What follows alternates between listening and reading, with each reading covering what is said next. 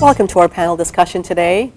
Our question and our concentration, Israel on trial. Is Israel the aggressor and human rights violator often depicted in the media and in many circles, as we see with the boycott and divestment drive, with the Israel Apartheid Week?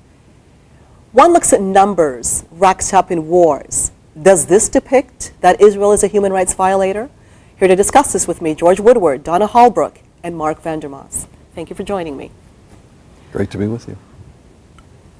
You, Mark. Me? First statement. I would say, first of all, it's predicated on a lie that is commonly being propagated, that Israel is an aggressor. It is somehow in the wrong. In fact, Israel is the victim. The Jews are the victim. They're the victims of terror. And now we have people trying to steal the land that the world promised to them in the 1922 Mandate for Palestine. And so, no, I don't think they're aggressors at all. The evidence also to the, they like to talk about the number of Arabs that were killed in, for example, the Gaza war. Half of them, contrary to the propaganda that you read in the mainstream media, were actually Hamas fighters, and you didn't hear about that until the conflict was over, so there was deliberate suppression of the news. And the evidence shows if Israel was truly trying to kill Arab Palestinians, there would have been 20,000 dead Arabs in Gaza, not 1,000. You made a very interesting reference that we don't often hear, that the Jews are the victims. I'll tell you. Jews, by culture, do not like to see themselves as victims. Oh, no, they don't. And even when it comes to the dead, with what Israel suffers and the innocent people that get murdered, this is not, you're not going to see somebody holding up in Israel the dead and shaking them in the streets. And I'm not trying to make light of this. It's terrible when we see the loss of life. But some of these things are played in the media. They're played in order to turn people's views against Israel, because under Israel culture, the dead are buried very quickly. It's an honor. It's an honor to life and unto death. And Israel and Jews just are not seen as victims, nor do they embrace that term. They're everybody knows they're big into discoveries, into inventions, and so forth. And they've come out of a Holocaust and rebuilt in a spectacular fashion. They're not seen as victims, nor do they like to be seen as victims. But let's call a spade a spade. Well, they're being victimized. They're not even. So what you said there was very They're not just victims of violence. They're also victims of propaganda. Yes. Because I mean, there's actually a term for some of the anti-Jew, anti-Israel propaganda that's being fabricated, and it's called Pallywood. Yes. The videos, yes. And photography, yes. F-A-U-X, photography, where people are fabricating pictures, fabricating narratives, fabricating videos, and so they're a victim in both respects, as far as I'm concerned. It's actually been proven with some of the photography that this one guy was known Helmet Head. He just kept coming back in the media. He kept rising from the dead and going again and again and again, and picture after picture kept depicting him. A lot of these things are set up. Yes, they are. And it's just not, it's not the way it is. George? I have the privilege of interacting with a number of people in southern Israel, and that are the receivers of these missiles that are shot over and over and over and over again. And to try and assume that Israel is the aggressor in this is, I would say, you have not been there, my friends, because it's just not so. And if we could, I know this has been said many times, but if we thought that the United States was going to continue to throw bombs and things into Canada, we would put up with half of one, not even one, you know. So it's just, again, more propaganda to try and paint Israel as this despicable, should be thrown off, should be demolished kind of country. But as you were saying, the pictures that are all fabricated and doctored and changed and all those kinds of things, unfortunately, are consumed by the headline readers and the CNN watchers of the reports that come. And it's a very, very unfortunate thing, because it paints Israel in a very different picture than what the reality is. Donna? Well, it's true. I mean, I was just, when you're saying about the Pollywood, there was a time when, you know, they'd have a body on a stretcher and you'd see the aerial view, and the body would fall off, and then it would run after the stretcher and get back on, and they were using ambulances, life-saving vehicles for bombs and for all of this nonsense. Well, it's more than nonsense. It was terrorism. So Israel holds herself up to one of the highest standards. I've come to know the Jewish people over a period of 20 years. That's not long enough. And to emphasize treating injured terrorists.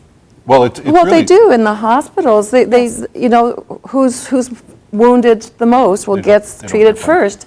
And you know, that's a problem for Israelis because you've got a Jewish victim, and the terrorist gets treated. So I think there are some issues there as well. But Israel holds herself up to a high standard because she's trained within Judaism. To save one life is as if to save the whole world. And I have found this over a period of time of just watching them and seeing them and how people are aggressing against them, the terrorism, that they maintain a high standard of human rights. And they are not the ones they're the ones being attacked. Her wars are wars of defense against those who attack her. A lot of people don't realize, too, that when these human shields happen where Hamas puts its rockets and places its rockets very strategically in crowded areas, that IDF goes to the Palestinian territories on loudspeakers and warns people, get out, but they don't let them leave because they want the death rate to go up for the world to see. This is something that's just so heinous for us to even comprehend. Well, do you remember when Arafat, the compound in Ramallah, and he felt that Israel was going to strike? All the women and children of the Palestinian Arabs were called out to encircle the compound because they knew that Israel would not strike a building at the sacrifice of those women and children, but the Palestinian Arabs would. well, it's really interesting. There was a British commander, he's a colonel, and his name escapes me right now.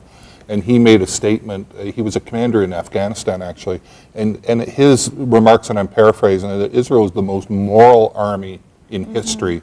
And it's really a shame to see them demonized so badly. And when there are natural disasters, who's there on the ground to help out? They're the first. If we remember back to the Second World War and what we as North Americans did, we carpet bombed the cities. There was no consideration about we're going to send leaflets down and tell them all to move and everything. In Arabic. Yes, exactly.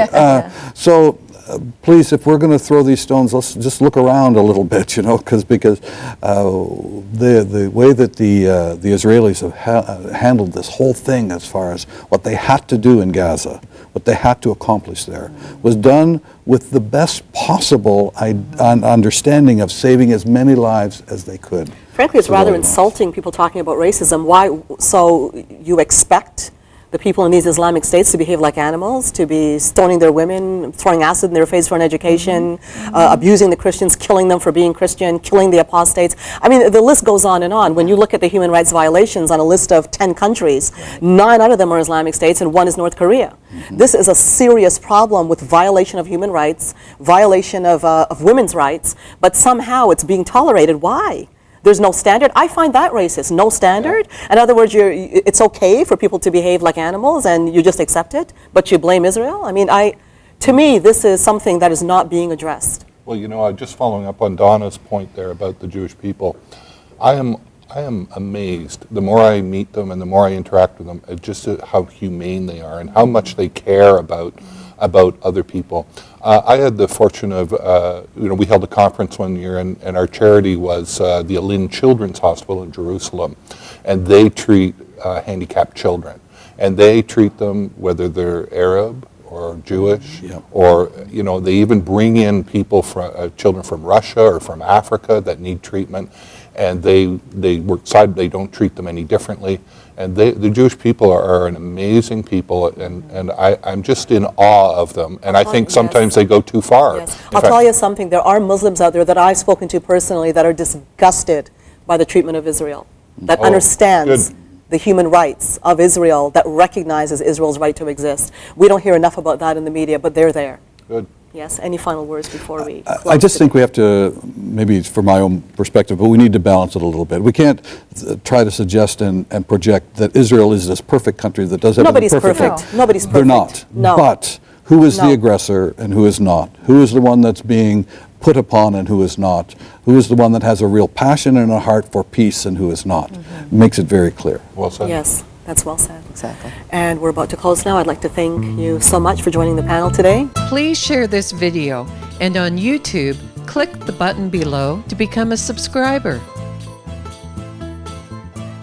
In consideration of Canada's 150th birthday, please consider 150 ways to bless Israel through your Christian embassy, the ICEJ Canada. Consider becoming a $150 monthly donor. Plant 150 trees, 150 prayers for Israel. The opportunities are endless. Please contact us.